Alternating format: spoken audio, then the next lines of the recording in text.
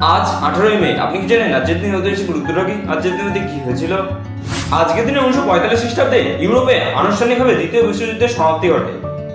আজকের দিনে 1974 খ্রিস্টাব্দে ভারতের রাজস্থান রাজ্যের পোখরানে স্মাইলিং বুদ্ধ নামে পড়ানোর পরীক্ষা অনুষ্ঠিত হয়। এছাড়া আজকের দিনে 1886 খ্রিস্টাব্দে অক্ষয় কুমার দত্ত মারা যান। তিনি ছিলেন একজন বাঙালি প্রবন্ধকার, সাংবাদিক এবং লেখক। তিনি বাংলা, ফার্সি এবং সংস্কৃত প্রভৃতি ভাষাতে দক্ষ ছিলেন। এছাড়া আজকের দিনে 1934 খ্রিস্টাব্দে কবি মুকুন্দ দাস মারা যান। তিনি ছিলেন একজন বাঙালি চারণ কবি। তিনি স্বদেশী ও অসহযোগ আন্দোলনের সময় বিপ্লবীদের জন্য নাটক ও গান রচনা করে খ্যাতি অর্জন করেছিলেন। এছাড়া আজকের দিনে 1943 সালে স্যার নীলরতন সরকার মারা যান। তিনি ছিলেন একজন চিকিৎসক এবং শিক্ষাবিদ। তিনি বহু শিক্ষা প্রতিষ্ঠান ও গবেষণাগার প্রতিষ্ঠা করেছিলেন।